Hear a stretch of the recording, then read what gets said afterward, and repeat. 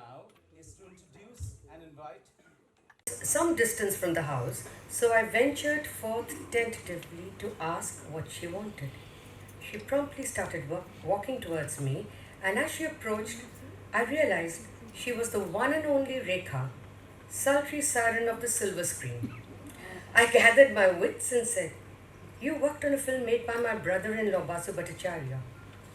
She looked speculatively at me and in a deep, husky voice said, "No way." Then a thought struck her and she said, "That means you are Bimal Das," and a voice trailed off with a question mark. So I filled in the blank saying, "Son." Again her response was, "No way." I couldn't think of anything else to say after that, but she continued to stand there gazing at the house over my shoulder.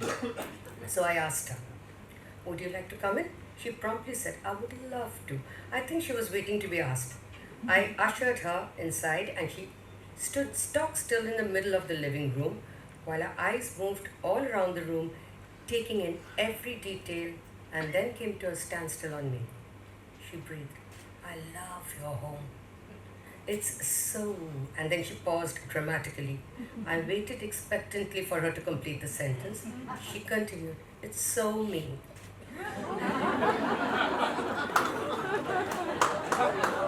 I was very thrilled by her reaction, and suddenly I heard myself say, "Would you like to see my bathroom?" Actually, I had completed my bathroom and I was very proud of the results. One wall was sheer glass overlooking my terrace and trees as far as the eyes could see. The tiles were cerulean blue and handmade by a potter, and so was the wash basin. The minute I said it, I cringed with embarrassment and wondered what she was thinking. But she surprised me by saying, "I would love to." She gushed breathily over the bathroom when I suddenly remembered that my niece Mishka was asleep in the loft above my room and we may have woken her up with a conversation. I told Rekha in a whisper that we had better return to the living room because my niece Nishka was upstairs sleeping. Rekha stopped in her tracks, clutched her heart and said huskily, "Mishka. Oh, I love Mishka. I want to meet her." To say I was taken aback was putting it mildly. How on earth did Rekha know Mishka? Still reeling under Rekha's magic spell, I climbed the narrow stairs to the loft and shook Mishka urgently. "Come on downstairs. Someone wants to meet you." Mishka grunted and caught up in slow motion, walked down like a zombie with her long hair over her face, covering her face. I couldn't see her expression when Rekha gushed and cooed all over her, but I did after Rekha left. She was furious. "You should have warned me, Joy Mamu. I haven't brushed my teeth, nor my hair. I look like something the cat brought in." No amount of pleasing would mollify her. She never forgave me, and Rekha never visited again. To add a footnote, my brother-in-law Basu Bhattacharya shot almost his entire film, Astha, starring Om Puri and Rekha, in his apartment in Gold Mist. Mishka used to spend a lot of time there playing with Bashu's daughter Bhaman. They were around 9 and 11 respectively at the time. That's how Rekha knew Mishka.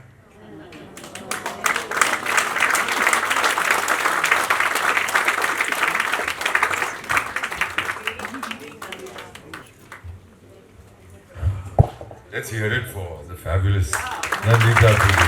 Fabulous.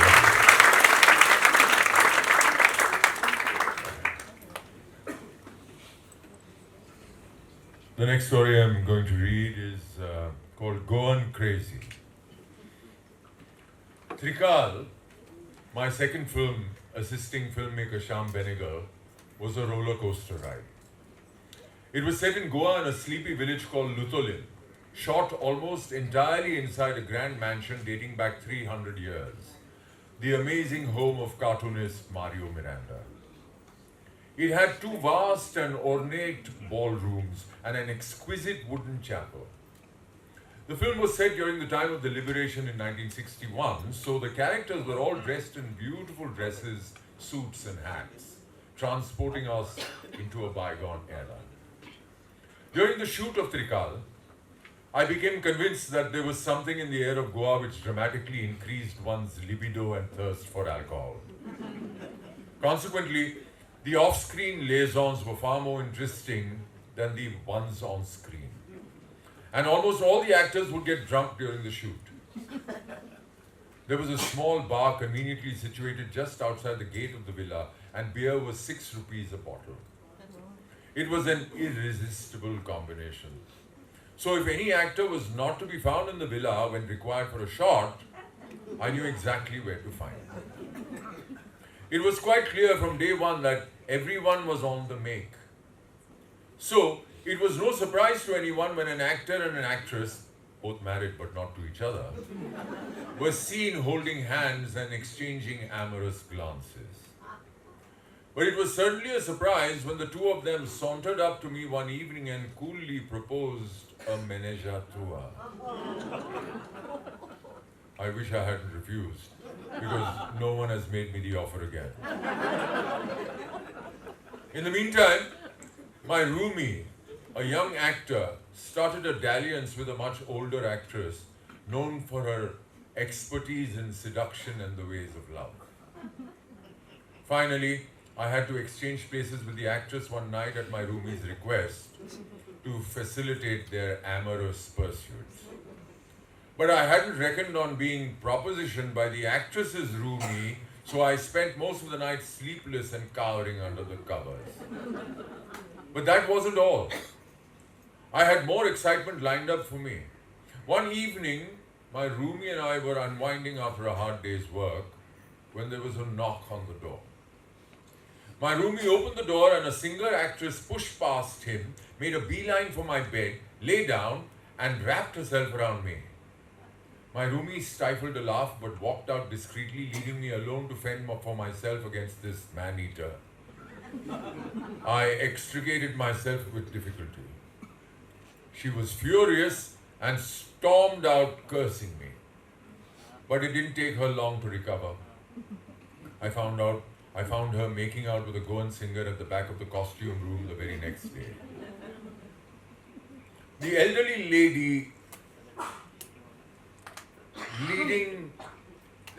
leading lady's poet husband arrived to visit soon after.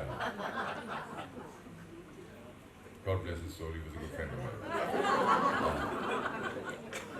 Mercifully, he didn't recite his poetry, but instead he drank himself into a stupor every night and had to be carried to his room.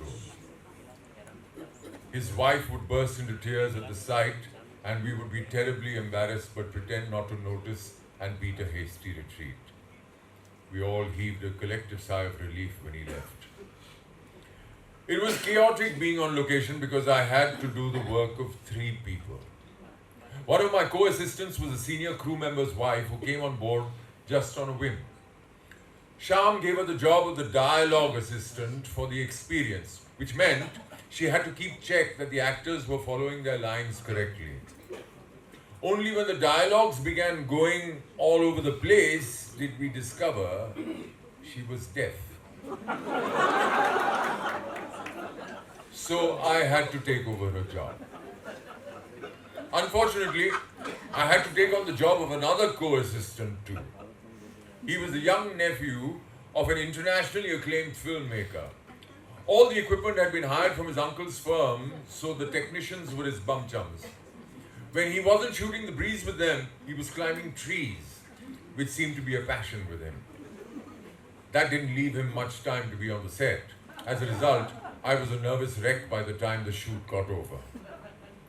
The script of Trikal was non-linear, so much so that one could interpose scenes without making any difference to the elliptical narrative, which also shifted backward and forward in time. It was not the easiest of scripts to follow, but I only realized how difficult it was midway through the shooting schedule when I went into a room during the lunch break to ready it for the next shot and found the cameraman lying on the bed with his hat over his face. He was a colorful character straight out of a western because he always wore a Stetson hat and cowboy boots. He reacted to the sound of my entrance, removed the hat and looked at me purposefully. Without any preamble, he patted the bed next to him and said, "Sit down." I sat down nervously, wondering what would happen next. There was a pregnant pause. Then he said, "Now, tell me the story of the film." He was deeply offended because I giggled helplessly. I explained to him that there really wasn't any story. It was a series of events strung together, so it was difficult to follow. I left him looking even more confused than before. We ended on a high note because we shifted out of the crummy hotel we had been holed up in for 7 weeks and spent the last few days in the lap of luxury at the yet-to-open 5-star Majorda Beach Resort. Apparently, they made Shyam an offer he couldn't refuse. I promptly invited my mother to visit, and she came down bringing my 2 nieces, Mishka, aged 9, and Anvesha, aged 11, and my nephew, Niklesh, aged 5. They splashed happily in the pool during the day and danced with me to Stevie Wonder's song Part-Time Lover at Night. Quite unforgettable. So many memories flash by as I write this, but there are too many to tell, and I have said too much already.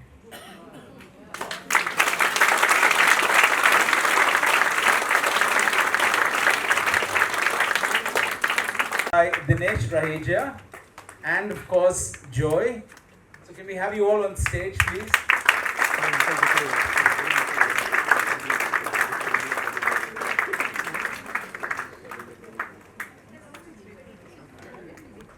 Is Dinesh? Can we have Dinesh on stage, please? Oh, okay, you're coming. All right. Okay, what I'd now like to do is to invite little Tara Sen, who's Joy's grandniece, to hand over the book to Aditi, who will release it.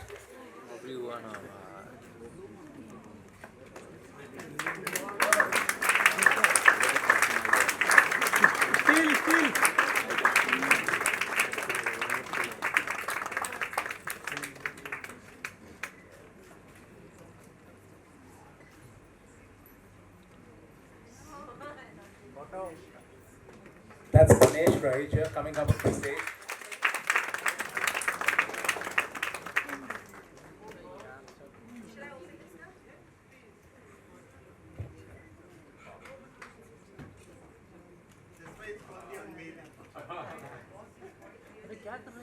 भाई garden में घूम रहे थे।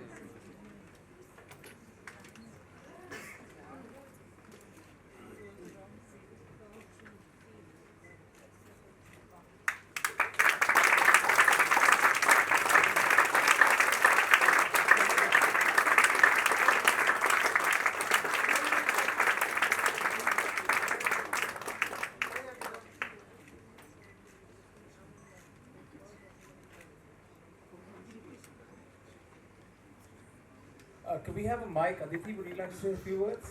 We'll have a mic sent to you. Oh, is that? Okay.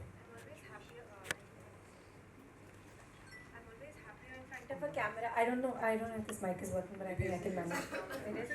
Okay. I'm happier in front of a camera when I see a live audience. I always want to run away. But I'm really happy to be here today. I have to give you a little bit of a flashback since I'm a film girl, which is that, I'm really lucky. I grew up with this incredible grandmother and mother and this lovely family who obviously did really amazing things, because of whom I inherited amazing relationships. And as a little girl, I would go to Hyderabad for my summer holidays, and Mishka and all were in a bigger class and doing serious things, well, not quite, also talking about boys a lot. And it was very exciting for me. So I always wanted to hang with them, and I wanted to hang in Bubuni Masi's house, because Bubuni Masi gave me lovely, yummy khana, a lot of love, told me lots of stories, and there were lots and lots of dogs and cats in that house.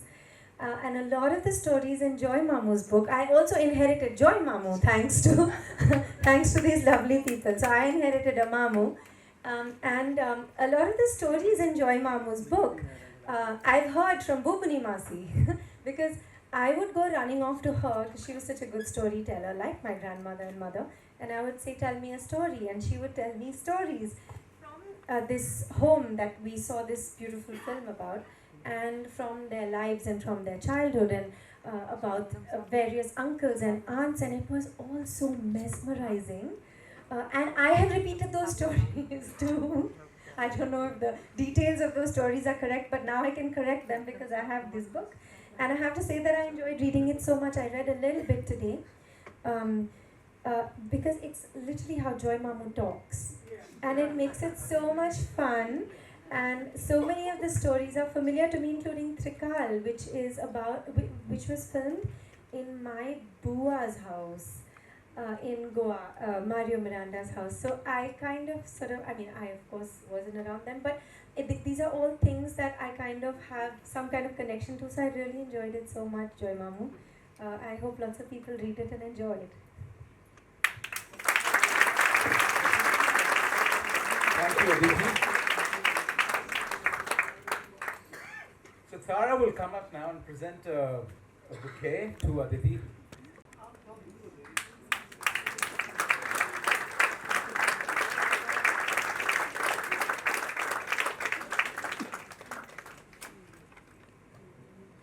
I have to also tell you that Joy Mamu has said a number of pleases and thank yous to me, and I told him 1,000 times that he doesn't have to. And now this. I'm really embarrassed, but thank you so much. Thank you very much, Aditi, for being here with us.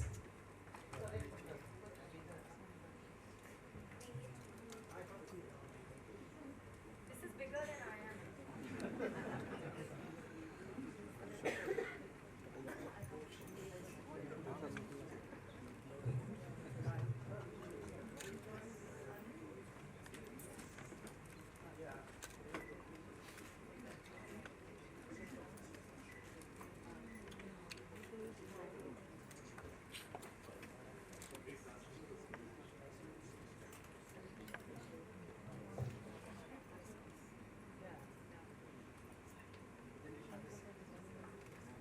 Round of applause, ladies and gentlemen, for Aditi.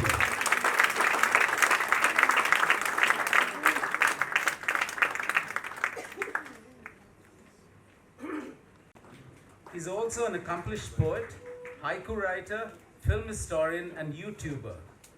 His YouTube channel is called Rock with DR, and you can watch the telecast of this event on his channel tomorrow. So it gives me great pleasure to invite Dinesh and Bimal Roy on to have this fireside as we end this.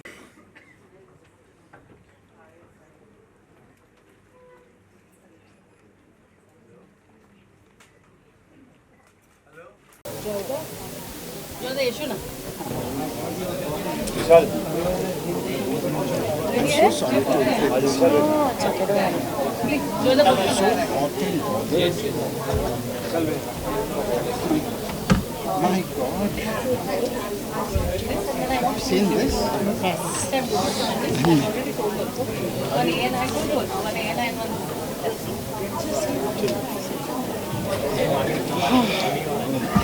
You want to shut the door? Have you eaten something?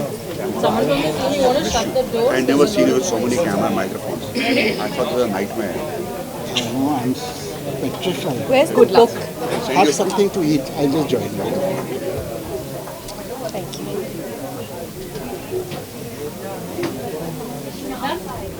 Can you come and stand here? Don't allow people to come inside. Ready? Rolling. Dada, samne. Dada, how does it feel today releasing ramblings of a Bandra boy? I'm a Bandra boy, so it's wonderful. You need to look at the camera. I said I'm a Bandra boy, so it's wonderful. And it's wonderful to have Aditi here. Aditi, tell us about your experience with the Bandra boy and the book. So like I was saying earlier, I think because of my family and my grandmother and mother and the lives they have lived and the wonderful things they have done, I've inherited some lovely relationships. And one such is, I've inherited a Mamu, Joy Mamu. And I'm here, of course, because it's Joy Mamu, but I'm also here because I really enjoyed reading this. I've heard so many stories in my childhood about their home, about the things that happened to various aunts and uncles, and to Joy Mamu and to his sisters. And of course, the legacy of Bimal Roy and the family and the films. And it's just such an exciting and interesting world. And Ramblings of a Bandra Boy actually takes you into that world. There are little stories from various people's lives and all tie in to him. And I think that's what makes it really exciting because it's also how he speaks. And I think that's what's most fun about it because it's not difficult to read. It's a lot of fun. It's like somebody's telling you a story about something that happened. And it's very real, and maybe it's because of his movie background, but when you read it, you can literally see it. It seems like you're watching a little episode, from a show. It's a lot of fun. I really enjoyed it. Thank you so much. Anything else you'd like to add? She said a lot already. Yeah, I actually did say She said a lot. I think that's fine. Thank you. Yeah. Thank you. Thank you so much. Samina? We still have the two quick one or the Zoom and A&I. Okay.